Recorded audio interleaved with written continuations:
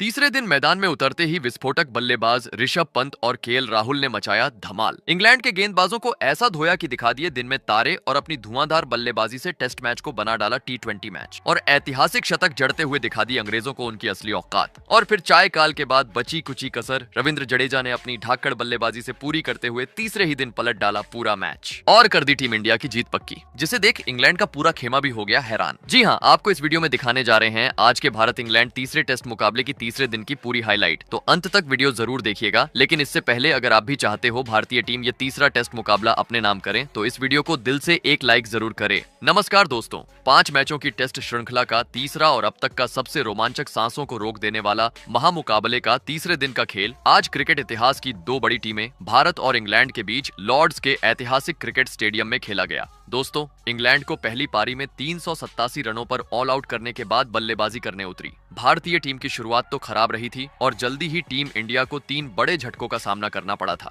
लेकिन इसके बाद केएल राहुल और ऋषभ पंत के बल्ले से बेहतरीन खेल देखने को मिला, जिन्होंने इसके बाद टीम को संभालते हुए दूसरे दिन के अंत तक भारतीय टीम को और कोई झटका नहीं लगने दिया था। ऐसे में दोस्तों मुकाबले में बने रहना था, तो आज भारतीय टीम के बचे हुए 7 विकेट जल्द से जल्द चटकाने की बड़ी चुनौती इंग्लैंड के गेंदबाजों के सामने थी। तो वहीं दूसरी ओर टीम इंडिया के बल्लेबाजों को आज अपना बेहतरीन खेल दिखाना जरूरी था। और दोस्तों, ऐसी ही कुछ शुरुआत भारतीय बल्लेबाजों से देखने को भी मिली। जी हां, दूसरे दिन नाबाद पवेलियन लौटे ऋषभ पंत और केएल राहुल। तीसरे दिन एक बार फिर इंग्लैंड के गेंदबाजों का सामना करने मैदान में उतरे और आते ही पहले ही ओवर में स्ट्राइक पर मौजूद ऋषभ पंत ने गेंदबाजी करने आए आर्चर के खिलाफ अपना असली रंग दिखाया और पहली गेंद को जहां पीछे की ओर बाउंड्री पार पहुंचा दिया, तो वहीं तीसरी गेंद पर आगे निकलकर ऑफ साइड की ओर एक जोरदार चौका लगाते हुए भारतीय टीम के स्कोर को 150 रन के पार भी पहुंचा दिया। दोस्तों, पहले ही ओवर में 2 तेज तर्रार चौके जड़ते हुए ऋषभ पंत ने मानो जैसे आज अपने इरादे स्पष्ट कर दिए थे, तो वहीं दूसरी ओर केएल राहुल काफी ध्यानपूर्वक सॉलिड डिफेंस दिखाते हुए आज तीसरे दिन मैदान पर नजर आ रहे थे, जिस कारण रन धीमी गति से ही सही लेकिन टीम इंडिया का स्कोर बोर्ड आगे बढ़ते जा रहा था।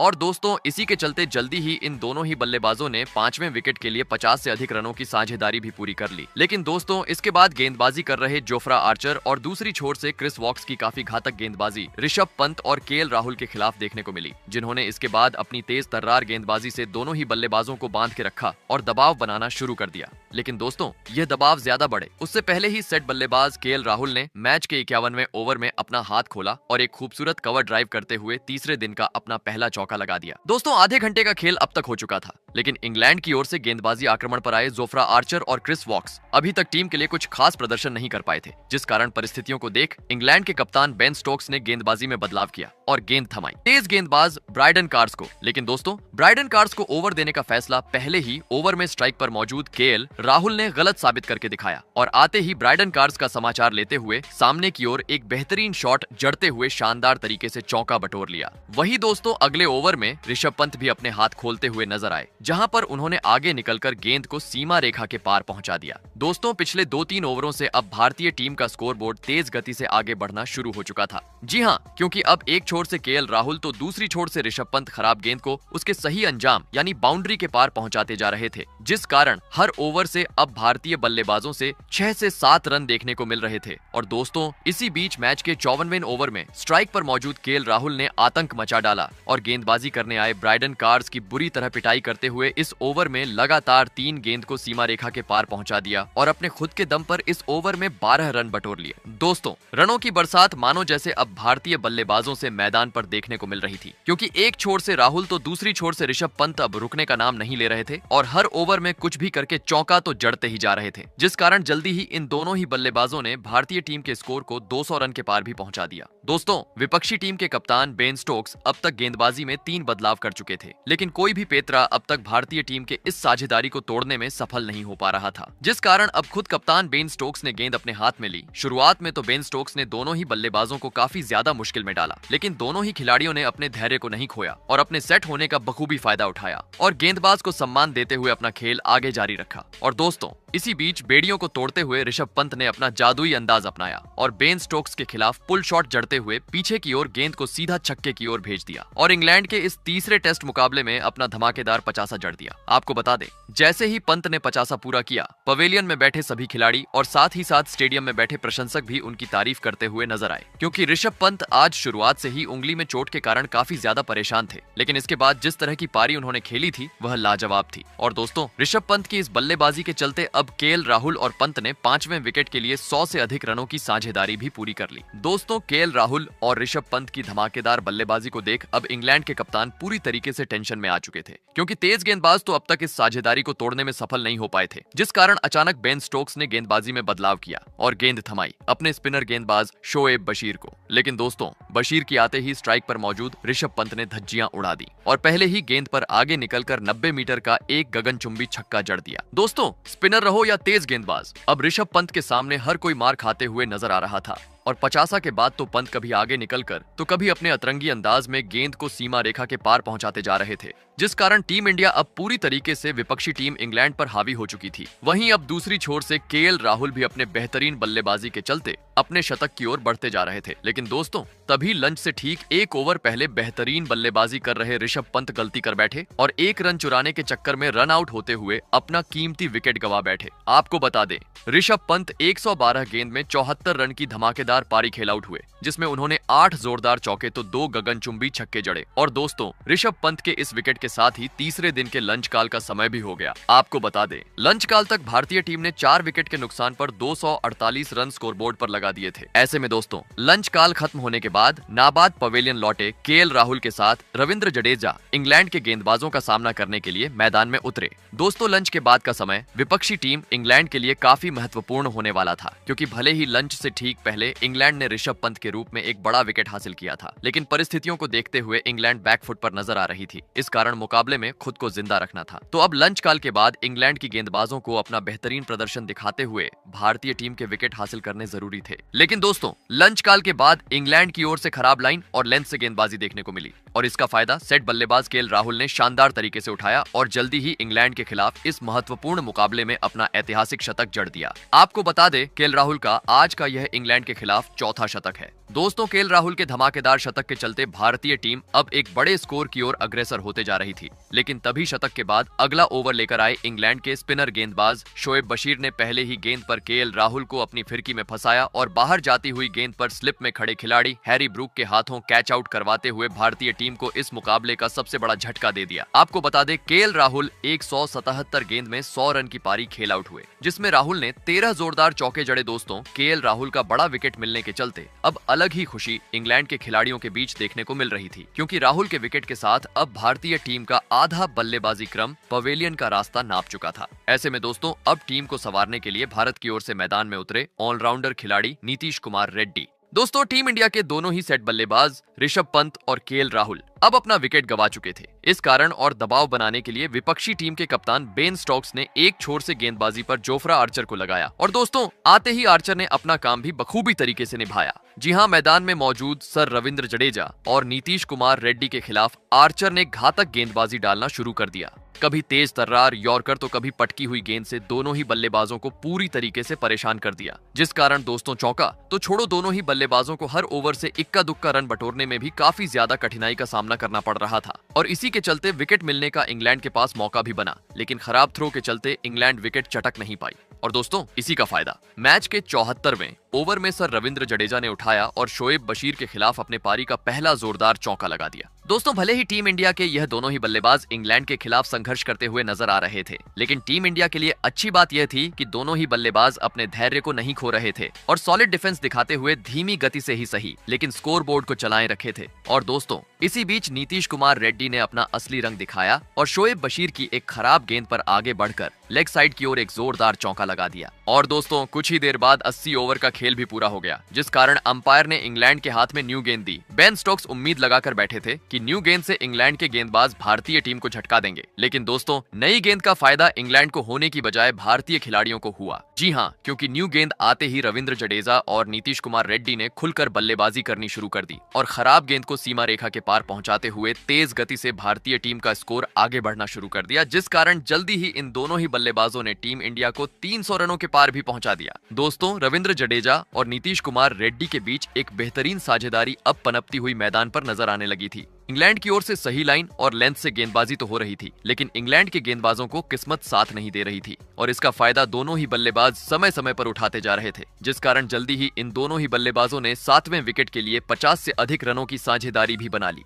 दोस्तों टीम इंडिया की साझेदारी को देख अब बेन स्टोक्स पूरी तरीके से हताश, निराश और परेशान हो चुके थे, क्योंकि इंग्लैंड के हाथ में न्यू गेंद तो आ चुकी थी, लेकिन किस्मत खराब होने के चलते इंग्लैंड अब इस जोड़ी को तोड़ने में पूरी तरह असफल रही थी। गेंदबाजी में समय समय पर बदलाव देखने को मिल रहे थे। बेन स्टोक्स खुद गेंदबाजी पर भी आ रहे थे, परंतु हर पेत्रा अब कुछ काम नहीं आ रहा था। और दोस्तों इसी बीच तीसरे दिन के चायकाल का समय भी हो गया। आपको बता दें, चायकाल तक भारतीय टीम ने 5 विकेट के नुकसान पर 316 रन स्कोर बोर्ड पर लगा दिए थे। ऐसे में दोस्तों चायकाल खत्म होने के बाद एक बार फिर से भारत की ओर से नीतीश कुमार रेड्डी और सर रविंद्र जडेजा बल्लेबाजी करने मैदान में उतरे। दोस्तों चायकाल के बाद का समय इंग्लैंड के लिए काफी अहम होने वाला था, क्योंकि अभी तक हुए दोनों ही सेशन भारतीय बल्लेबाजों ने अपने ढाकड़ बल्लेबाजी के दम पर अपने नाम किए थे और अब भारतीय टीम इंग्लैंड ने बनाए हुए स्कोर से मात्र 71 रन दूर थी। ऐसे में मुकाबले में खुद को जिंदा रखना था, तो इंग्लैंड को अब इस सेशन को अपने नाम करना जरूरी था। और दोस्तों ऐसा ही कुछ इंग्लैंड की ओर से देखने को भी मिला।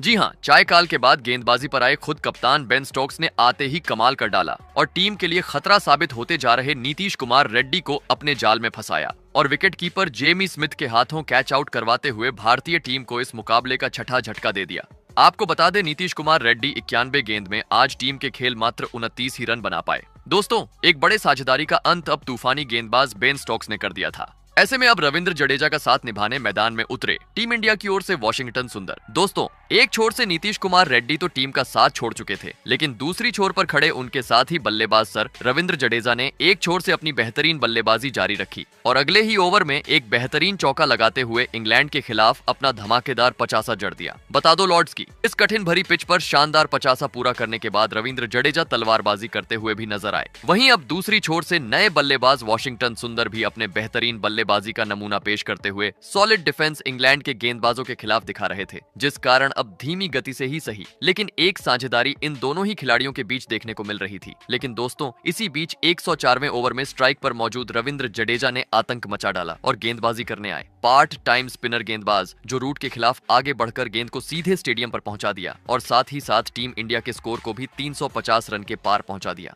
दोस्तों चायकाल के बाद से इंग्लैंड की ओर से बेन स्टोक्स और जो रूट गेंदबाजी आक्रमण पर नजर आ रहे थे, लेकिन नीतीश कुमार रेड्डी के विकेट गिर जाने के बाद अब एक बेहतरीन साझेदारी जडेजा और वाशिंगटन सुंदर के बीच देखने को मिल रही थी, जिस कारण दोस्तों परिस्थितियों को देख बेन स्टोक्स ने गेंदबाजी में बदलाव किया और गेंद थमाई तेज गेंदबाज ब्राइडन कार्स को। लेकिन दोस्तों ब्राइडन कार्स को गेंदबाजी देने का फैसला बेन स्टोक्स का पूरी तरह गलत साबित हुआ। जी हाँ, क्योंकि पहले ही ओवर में सर रविंद्र जडेजा ने ब्राइडन कार्स का समाचार लिया और लगातार 2 गेंदों सीमा रेखा के पार पहुंचा दिया और कुछ ही देर बाद वाशिंगटन सुंदर के साथ मिलकर 50 रन की महत्वपूर्ण साझेदारी भी निभा डाली। दोस्तों भले ही इंग्लैंड समय समय पर टीम इंडिया को झटके देते जा रही थी, लेकिन भारतीय टीम का भी हर बल्लेबाज आज पीछे हटने का नाम नहीं ले रहा था। जी हाँ, क्योंकि विकेट गिर जाने के बाद जो भी नया बल्लेबाज मैदान में उतर रहा था अपनी जिम्मेदारी को समझते हुए शानदार खेल दिखाते जा रहा था, जिस कारण अब एक बार फिर इंग्लैंड के कप्तान बेन स्टोक्स चिंतित नजर आने लगे थे। लेकिन दोस्तों तभी रविंद्र जडेजा अपना धैर्य खो बैठे और क्रिस वॉक्स की बाहर जाती हुई गेंद को छेड़ने के चक्कर में विकेट कीपर के हाथों कैच आउट हो गए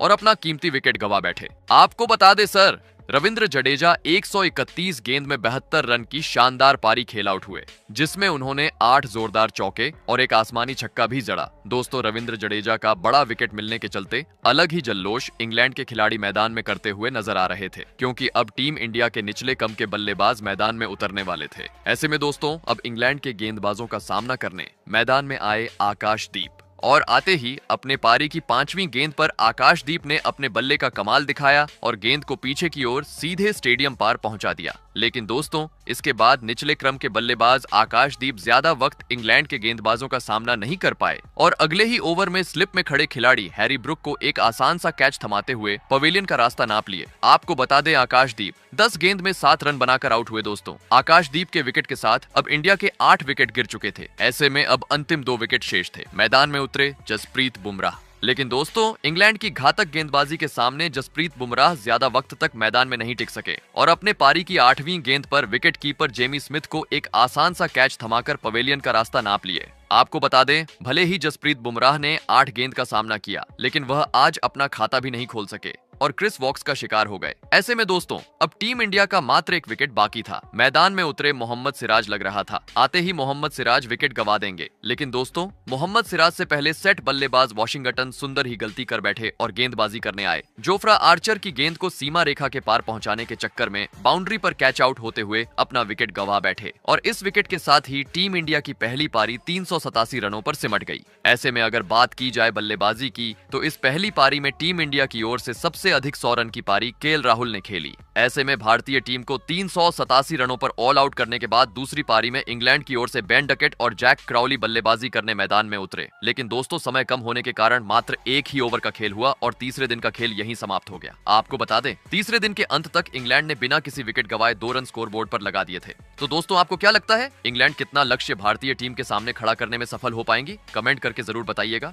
धन्यवाद। तो चलिए अब देखते हैं दूसरे दिन के खेल का पूरा रोमांच। दूसरे दिन एक बार फिर भारतीय गेंदबाजों का सामना करने के लिए मैदान में उतरे और आते ही पहले ही गेंद पर 99 स्कोर पर मौजूद जो रूट ने गेंदबाजी कर रहे जसप्रीत बुमराह के खिलाफ एक जोरदार चौका जड़ा और भारत के खिलाफ इस तीसरे टेस्ट मुकाबले में अपना ऐतिहासिक शतक जड़ दिया। आपको बता दें, जो रूट का ये भारत के खिलाफ आज का 5वां शतक है। दोस्तों, जो रूट ने तो पहले ही गेंद पर एक बेहतरीन चौका लगाते हुए अपना शतक पूरा कर लिया था, लेकिन दूसरी छोर से उनका साथ निभा रहे बेन स्टोक्स आज इस दूसरे दिन ज्यादा वक्त तक भारतीय गेंदबाजों का सामना नहीं कर पाए और एक ओवर बाद ही जसप्रीत बुमराह की तेज तर्रार गेंदबाजी में फंस गई। जी हां, भले ही ओवर की पहली गेंद पर स्ट्राइक पर मौजूद बेन स्टोक्स ने जसप्रीत बुमराह को ऑफ साइड की ओर एक जोरदार चौका जड़ा, लेकिन दोस्तों, दूसरी ही गेंद पर अनुभवी गेंदबाज बुमराह ने वापसी की और इंग्लैंड के कप्तान बेन स्टोक्स को सीधा क्लीन बोल्ड करते हुए इंग्लैंड को इस मुकाबले का एक बड़ा झटका दे दिया। आपको बता दें, बेन स्टोक्स इस पहली पारी में 110 गेंद में 44 रन की पारी खेल आउट हुए, जिसमें उन्होंने 4 जोरदार चौके लगाए। दोस्तों, दूसरे दिन की शुरुआत में ही बेन स्टोक्स का बड़ा विकेट हासिल होने चलते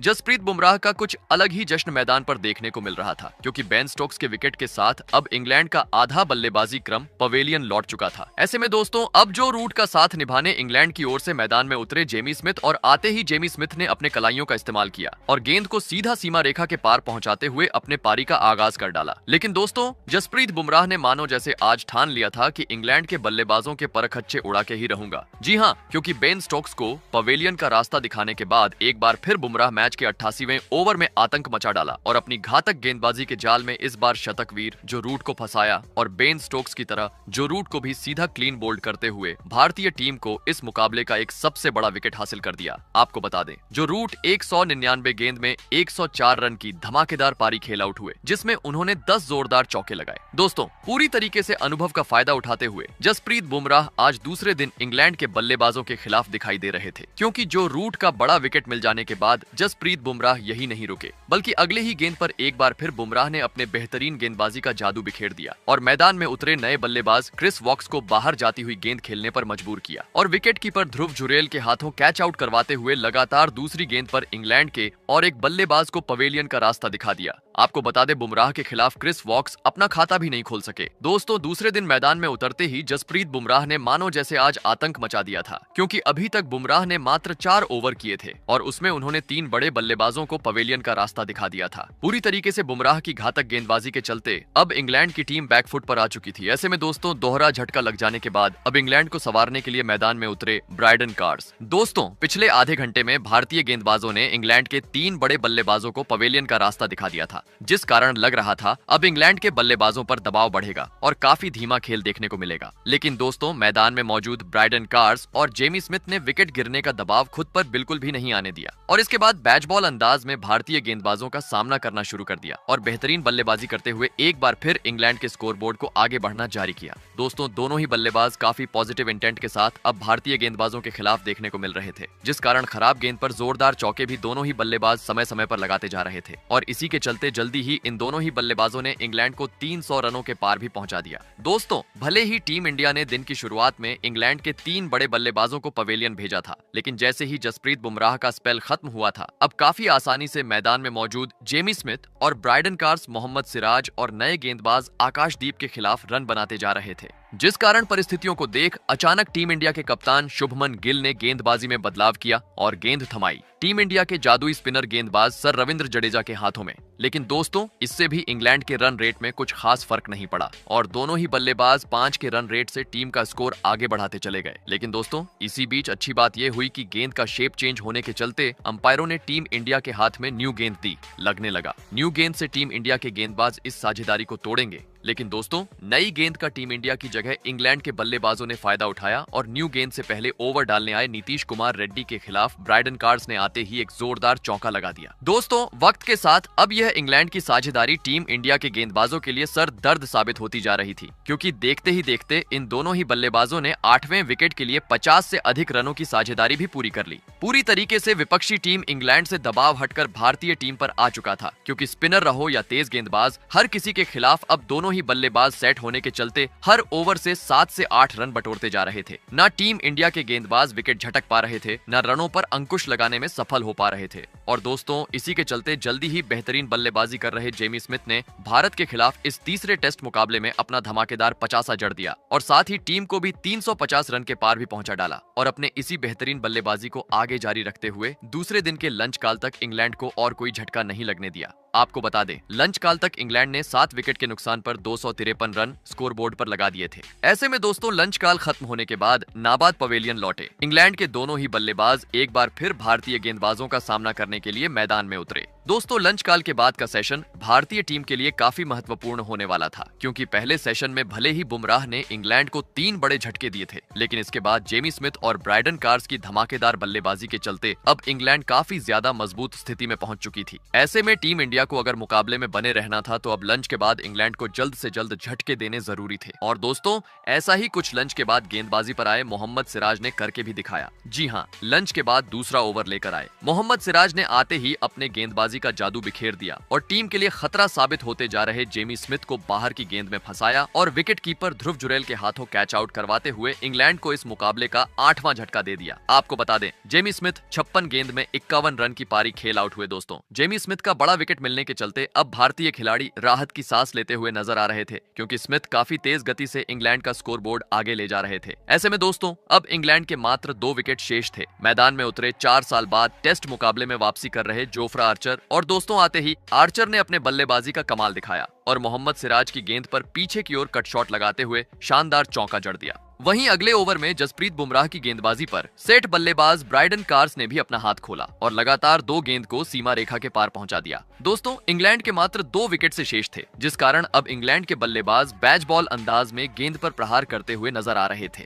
परंतु दोस्तों, जसप्रीत बुमराह की घातक गेंदबाजी के सामने नए बल्लेबाज जोफ्रा आर्चर ज्यादा वक्त तक मैदान पर नहीं टिक पाए और 109वें ओवर की तीसरी गेंद पर फंस गए और सीधा क्लीन बोल्ड होते हुए पवेलियन का रास्ता नाप लिए। आपको बता दें, इस पहली पारी में जोफ्रा आर्चर 11 गेंद में मात्र 4 ही रन बना सके और इस विकेट के साथ ही दोस्तों, जसप्रीत बुमराह ने इस पहली पारी में अपने 5 विकेट भी पूरे कर लिए। दोस्तों, जसप्रीत बुमराह ने 5 विकेट हासिल करने के चलते पूरा स्टेडियम खड़े होकर उनका अभिवादन करता हुआ भी नजर आया। ऐसे में दोस्तों, अब इंग्लैंड का मात्र 1 विकेट बाकी था। मैदान में उतरे शोएब बशीर। लग रहा था ये अंतिम विकेट भी जल्दी ही भारतीय गेंदबाज झटक लेंगे, लेकिन दोस्तों, विकेट झटके उससे पहले ही ब्रायडन कार्स ने अपने बल्लेबाजी का आतंक मचा डाला और अगले ही ओवर में एक गगनचुंबी छक्का जड़ते हुए भारत के खिलाफ अपने तूफानी बल्लेबाजी के दम पर शानदार 50 पूरा कर दिया। लेकिन दोस्तों, 50 पूरा करने के बाद आखिरकार ब्रायडन कार्स भी अपना धैर्य खो बैठे और अतरंगी शॉट लगाने के चक्कर में मोहम्मद सिराज की गेंद पर सीधा क्लीन बोल्ड होते हुए अपना विकेट गंवा बैठे और दोस्तों, इस विकेट के साथ ही इंग्लैंड की पहली पारी 387 रनों पर सिमट गई। ऐसे में दोस्तों, अगर बात की जाए गेंदबाजी की, तो इस पहली पारी में टीम इंडिया की ओर से सबसे अधिक 5 विकेट तूफानी गेंदबाज जसप्रीत बुमराह ने झटके ऐसे